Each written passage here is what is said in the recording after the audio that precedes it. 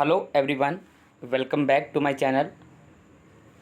आज हम बात करेंगे काइंसोलॉजी एंड बायोमैकेनिक्स, जो कि बीपीएड सेमेस्टर 4 का सब्जेक्ट है, जिसके अंदर हमने कुछ यूनिट्स पे बात की थी। वो यूनिट्स जो हैं वो आपको डिस्क्रिप्शन में मिल जाएंगी, उसका लिंक डिस्क्रिप्शन में आपको मिल जाएगा। और आज हम यूनिट 4 पे बात करेंगे। टॉपिक आज जो हम कवर करेंगे उसमें यूनिट 4 में सबसे पहले हम देखेंगे डिस्टेंस एंड डिस्प्लेसमेंट के बारे में, स्पीड, वेलोसिटी एंड एक्सीलरेशन के बारे में आज हम बात करेंगे। आप सिलेबस अपने हाथ में रखिए, हम उसके अकॉर्डिंग ही चलेंगे। तो चलिए सबसे पहले हम देखते हैं डिस्टेंस के बारे में, डिस्टेंस एंड डिस्प्लेसमेंट के बारे में। सबसे पहले हम डिस्टेंस के बारे में देखेंगे, उसके बाद हम डिस्प्लेसमेंट के बारे में यहाँ पर देखेंगे। सबसे पहले समझते हैं हम दूरी, जिसको हम डिस्टेंस कहते हैं, वो क्या है। गतिमान वस्तु की स्थिति समय के साथ साथ बदलती रहती है। गतिमान वस्तु द्वारा किसी समय में तय किए गए पथ की लंबाई को उस वस्तु द्वारा चली गई दूरी कहते हैं। किसी वस्तु द्वारा तय की गई दूरी कभी शून्य नहीं होती है। आगे से इसको विस्तार पूर्वक समझेंगे। दूरी, डिस्टेंस।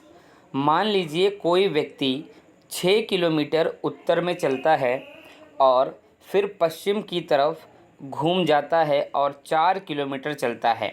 मतलब कि एक व्यक्ति है जो कि 6 किलोमीटर पहले चलता है उत्तर की तरफ और 4 किलोमीटर चलता है पश्चिम की तरफ। ठीक है, मतलब 6 किलोमीटर वो उत्तर की तरफ जाएगा और 4 किलोमीटर पश्चिम की तरफ जाएगा। ठीक है, चलता है। अब बताएं कि वह व्यक्ति कुल कितनी दूरी चलता है। तो 6 + 4 कितना हो गया, 6 + 4 बराबर 10 किलोमीटर वो व्यक्ति चला। यही 10 किलोमीटर दूरी कहलाती है। अब आपको यहाँ पर अच्छे से समझ में आ गया होगा कि डिस्टेंस क्या है। ठीक है, दूरी की परिभाषा उसको देख लेते हैं। किसी वस्तु या व्यक्ति द्वारा तय की गई या चली गई कुल पथ की लंबाई को दूरी कहते हैं। दूरी का मान अंतिम एक प्रारंभिक स्थिति के अलावा पथ पर भी निर्भर करता है। अब मैंने आपको जैसे बताया कि एक व्यक्ति है वो टोटल 10 किलोमीटर चला है, तो ये क्या हो गया, एक डिस्टेंस हो गई, दूरी हो गई। आगे चलते हैं। अब विस्थापन की बात करते हैं, जिसको हम इंग्लिश में डिस्प्लेसमेंट कहते हैं। डिस्प्लेसमेंट, जबकि वस्तु की अंतिम एवं प्रारंभिक स्थितियों के बीच के अंतर को वस्तु का विस्थापन कहते हैं। विस्थापन गतिमान वस्तु की अंतिम तथा प्रारंभिक स्थितियों के बीच की न्यूनतम दूरी को कहते हैं। किसी वस्तु द्वारा तय किया गया विस्थापन शून्य भी हो सकता है। अब इसको आगे समझते हैं डिस्प्लेसमेंट को और अच्छे से। डिस्प्लेसमेंट किसी वस्तु द्वारा अपनी प्रारंभिक स्थिति व अंतिम स्थिति के मध्य की सबसे कम दूरी वाले पथ की लंबाई को विस्थापन कहते हैं। मतलब ए बिंदु से बी बिंदु तक जो दूरी हुई, ठीक है, वो क्या हो जाएगी, आपकी डिस्प्लेसमेंट हो जाएगी। अभी इमेज के माध्यम से भी हम समझेंगे, आपका और कॉन्सेप्ट इसके अंदर क्लियर हो जाएगा। यदि कोई व्यक्ति 3 किलोमीटर या 3 मीटर पूर्व में चलता है और घूमकर 4 मीटर उत्तर में चलकर अपने घर पहुंच जाता है। अब यहाँ पे समझिएगा, उदाहरण समझिएगा। यदि कोई व्यक्ति 3 मीटर पूर्व में चलता है और घूमकर 4 मीटर उत्तर में चलकर अपने घर पहुंचता है या पहुंच जाता है, तो यहाँ व्यक्ति द्वारा तय की गई दूरी को जो है वो कितनी है, 3 + 4 = 7। ठीक है, उसने 7 मीटर जो दूरी है उसको तय किया। डिस्टेंस जो तय किया वो 7 मीटर, 7 मीटर तय किया है। 7 मीटर है, लेकिन विस्थापन 5 मीटर है, जैसा कि चित्र में दिखाया गया है। देखते हैं, ये देखिए। अभी मैंने यहाँ बताया कि सबसे पहले वो चला है 3 किलोमीटर, उसके बाद वो चला है 4 किलोमीटर। तो टोटल डिस्टेंस उसने जो कवर किया है, यहाँ चला है 3, फिर यहाँ चला है 4, तो टोटल डिस्टेंस उसने कवर किया है 7। ठीक है, पर जो विस्थापन है, दूरी जो है वो यहाँ से ए बिंदु से सी बिंदु की, देखिए सिर्फ है 5 मीटर। तो यही जो ए बिंदु से सी बिंदु की जो दूरी दिखा रहा है 5 मीटर, वही होता है डिस्प्लेसमेंट। ठीक है, समझ में आपको आया कि वो यहाँ से घूम के गया है, ये डिस्प्लेसमेंट नहीं कहलाएगा। ठीक है, ए बिंदु से सी बिंदु तक जो दूरी है वो आपकी डिस्प्लेसमेंट कहलाएगी। चलिए, इमेज के माध्यम से आप अच्छे से समझ सकते हैं। आगे चलते हैं। अब इसको और विस्तारपूर्वक आगे समझेंगे।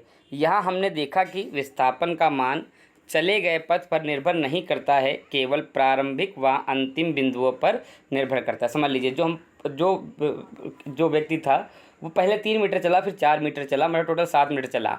तो यहाँ पे कहता है कि जो विस्थापन है वो चले गए पथ पर निर्भर नहीं करता है, वो केवल प्रारंभिक और अंतिम बिंदु पर निर्भर करता है। जो भी बिंदु था मैंने दिखाया, ए और सी बिंदु जो यहाँ पर है वही आपको देखना है, वो है 5 मीटर, वही आपका विस्थापन कहलाता है, वही आपका डिस्प्लेसमेंट कहलाता है।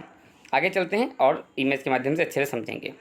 देखिए, डिस्प्लेसमेंट वर्सेस डिस्टेंस के बारे में देखेंगे एक बार और इमेज के माध्यम से। डिस्टेंस आपको यहाँ पे दिखा रहा है, स्कूल से अगर हम घर जाते हैं तो अगर डिस्टेंस की बात करें तो हमको यहाँ पर चलना पड़ेगा। देखिए, रोड बनी हुई है, रोड में मैप बना है, उस मैप पे रोड पे आपको चलना पड़ेगा, ठीक है, वो आपका कहलाएगा डिस्टेंस, ठीक है। उसके बाद जो डिस्प्लेसमेंट है, वो डिस्प्लेसमेंट का एरो यहाँ पर अलग से दिया हुआ है। देखिए, यहाँ से अगर हम चलेंगे, पहले यहाँ चलते हैं, फिर यहाँ चलते हैं, यहाँ चलते हैं, फिर यहाँ चलते हैं, फिर हम घर पहुँचते हैं, तो ये आपका डिस्टेंस हो जाएगा। पर अगर डायरेक्ट हम यहाँ से इधर आते हैं तो ये आपका हो जाएगा डिस्प्लेसमेंट, ठीक है। तस्वीर के माध्यम से आप अच्छे से समझ सकते हैं।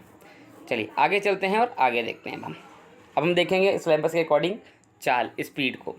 किसी कण या वस्तु द्वारा एकांक समय में तय की गई दूरी को चाल कहा जाता है, ठीक है। मतलब एकांक समय में जो दूरी हम तय करते हैं वो क्या कहलाती है, स्पीड कहलाती है, ठीक है। चाल को निम्न सूत्र से लिखते हैं, चाल बराबर दूरी बटे समय, इसमें चाल को दर्शाया जाता है, लिखा जाता है। यहाँ सूत्र से देख सकते हैं कि यदि वस्तु द्वारा एकांक समय में अधिक दूरी तय की जाती है तो वस्तु की चाल अधिक होती है, और यदि वस्तु एकांक समय में कम दूरी तय करती है तो उस वस्तु की चाल कम कही जाती है। कहने का मतलब है कि एक खिलाड़ी मान के चलिए 10 सेकंड में या 12 सेकंड में, मान के चलिए 12 सेकंड में वो 100 मीटर दौड़ता है, ठीक है। तो यहाँ पर वो कम समय में, ठीक है, अधिक दूरी को तय करता है, तो यहाँ पर क्या है, उसका जो टाइम है वो कम है 12 सेकंड में, ठीक है, और 12 सेकंड में 100 मीटर कवर करता है। वहीं एक और खिलाड़ी है जो कि 15 सेकंड में 100 मीटर को कवर करता है, तो यहाँ पर क्या है, समय का दोनों में अंतर है, एक जगह समय कम लग रहा है, एक जगह समय ज़्यादा लग रहा है, ठीक है।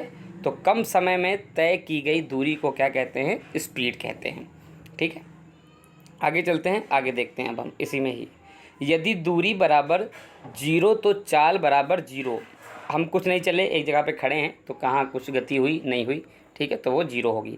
अर्थात यदि वस्तु गतिशील ना हो, स्थिर हो, ठीक है, तो उसकी चाल 0 होती है। चाल का मात्रक m/s होता है, ठीक है। यदि कोई ट्रेन 500 किलोमीटर, एक ये उदाहरण देखते हैं, यदि कोई ट्रेन 500 किलोमीटर 10 घंटे में तय करती है तो औसत चाल बराबर कुल दूरी बटे कुल समय, ठीक है। औसत चाल जो है वो 500 है, 500 किलोमीटर है, और जो टाइम है वो 10 घंटे है, तो उसको अगर हम निकालते हैं तो उस जो इसकी स्पीड निकल के आएगी वो आएगी 50 किलोमीटर प्रति घंटे, जो उसकी स्पीड होगी ट्रेन की। चलिए अब हम यहाँ पे देखते हैं एक और इमेज के माध्यम से, ठीक है। एक कार है जो कि 4 बजे चली और 5 बजे, ठीक है, वो अपने एंड पॉइंट पे पहुंची, जिसमें उसने जो दूरी कवर की वो कवर की 60 किलोमीटर। समझिएगा, यहाँ पर वो जो दूरी कवर की वो कवर की है 60 किलोमीटर।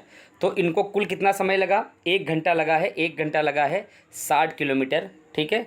और वहीं एक दूसरी कार है जो 1 घंटा वो भी ले रही है, ठीक है, 1 घंटा वो भी ले रही है, पर वो 1 घंटे में कितना कवर कर रही है, 40 किलोमीटर। तो एक समय में, ठीक है, कुछ दूरी तय हुई है, तो वही आपकी स्पीड कहलाती है। दोनों जगह पे आपको अंतर दिख रहा है, वो 1 घंटे में वो 60 किलोमीटर कवर कर रही है एक कार, तो दूसरी जगह वही कार 40 किलोमीटर डिस्टेंस को कवर कर रही है। इमेज के माध्यम से आप अच्छे से समझ सकते हैं। देखिए, मैं इमेज वगैरह इसलिए यूज़ करता हूँ, इमेज है कहीं पे वीडियोज़ है इसलिए यूज़ करता हूँ, ताकि देखिए फिजिकल एजुकेशन में क्या है, बहुत सारे लोगों को स्पीड है, वेलोसिटी, एक्सीलरेशन है, बहुत सारे computer application in physical education, बहुत सारे लोग समझते हैं कि अरे बीपीएड में कंप्यूटर कहाँ से आ गया, हमने एक्सेल तो कभी पढ़ा नहीं, पावर पॉइंट तो कभी पढ़ा नहीं, ठीक है, अब वर्ड तो कभी पढ़ा नहीं, हम कैसे पढ़ेंगे, ठीक है। तो इन सब चीज़ों से हमारा जो कॉन्सेप्ट है वो क्लियर हो जाता है। अगर हमारा कॉन्सेप्ट क्लियर है तो हम अच्छे से समझ लेंगे। मेरा ज़्यादातर एम रहा है कि मैं जब वीडियो बनाऊं तो जो बच्चों का कॉन्सेप्ट है वो क्लियर हो जाए, ठीक है, कम शब्दों में अधिक बात हो जाए और जो बच्चे का कॉन्सेप्ट है वो क्लियर हो जाए, ठीक है। कई सारी मैंने वीडियोस बना रखी है बीपीएड एमपीएड से संबंधित, आप उनको भी देख सकते हैं। अब आगे चलते हैं, हम आगे देखते हैं वेलोसिटी के बारे में, जिसको हिंदी में वेग कहते हैं, ठीक है। विस्थापन में परिवर्तन की दर को वेग कहते हैं, ठीक है। अगर विस्थापन में परिवर्तन है तो वो क्या होगा, वेग कहलाएगा, कि दर को वेग कहते हैं। वेग एक सदिश राशि है। वेग का मात्रक m/s होता है। यदि किसी वस्तु की स्थिति में समय के साथ परिवर्तन हो रहा है जिसके कारण वस्तु में विस्थापन उत्पन्न हो रहा हो, तो वस्तु एकांक समय में जितनी विस्थापित हो रही है उसे उस वस्तु का वेग कहते हैं, वेलोसिटी कहते हैं। देखते हैं यहाँ पर, ठीक है। यहाँ पर एक घर से स्कूल की तरफ एक कार बढ़ रही है, ठीक है, जिसको दिखाया गया 15 मिनट में वो 8 किलोमीटर वहाँ पर डिस्टेंस को कवर कर रही है, ठीक है। एक डायग्राम में आप इस प्रकार वेलोसिटी को देख सकते हैं। चलिए आगे चलते हैं। अब अगला हम देखते हैं त्वरण, एक्सीलरेशन, ठीक है। ज़्यादातर एक्सीलरेशन हमें स्प्रिंट रेस वगैरह में भी देखने को मिलता है। हम जानते हैं कि किसी भी वस्तु का वेग स्थिर नहीं रहता। वस्तु किसी क्षण अधिक वेग से गति करती है और कभी कम वेग से गति करती है। इस प्रकार वस्तु के वेग में परिवर्तन होता रहता है। वस्तु के वेग में हो रहे समय के साथ परिवर्तन को त्वरण कहा जाता है। त्वरण एक सदिश राशि है तथा त्वरण का मात्रक जो है m/s² होता है, ठीक है। अब यहाँ पे एक्सीलरेशन दिखाया गया है कि वही एक खिलाड़ी है जो 5 मीटर 1 सेकंड में दौड़ रहा है, ठीक है, और वहीं पे एक है खिलाड़ी दिखाया गया है, ठीक है, फीमेल को, जो 10 मीटर 1 सेकंड में कवर कर रही है, ठीक है। इन दोनों में आपको एक्सीलरेशन देखने को मिल रहा है, यहाँ पर देख लीजिए, ठीक है। वहीं पे जॉगिंग दिखाया गया है जो 5 मीटर सेकंड के हिसाब से दिखाया गया है और स्प्रिंटिंग 10 मीटर सेकंड के हिसाब से वहाँ पर दिखाई गई है इमेज में, जिसके माध्यम से आप समझ सकते हैं कि एक्सीलरेशन यहाँ पर दिखाई पड़ रहा है। आज की वीडियो हमारी यहीं पे समाप्त होती है। मिलते हैं एक नई वीडियो के साथ। अगर और भी कोई भी टॉपिक पे आपके डाउट है बीपीएड एमपीएड से संबंधित तो आप कमेंट सेक्शन में कमेंट करें, मैं उस पर वीडियो ज़रूर बनाऊंगा। बाकी मैंने बहुत सारी वीडियोस बना रखी, computer application in physical education, sports medicine, athletic care and rehabilitation, sports physiology and sociology, और कई सारी मैंने वीडियोस बना रखी हैं जो कि आप लोगों के लिए बहुत महत्वपूर्ण हैं। उन्हें देखिए, नोट्स प्रिपेयर करिए, और कोई भी समस्या हो आप कमेंट सेक्शन में कमेंट करिए, मैं उस पर वीडियो ज़रूर बनाऊंगा। मिलते हैं एक नई वीडियो के साथ, जब तक के लिए जय हिंद, जय भारत।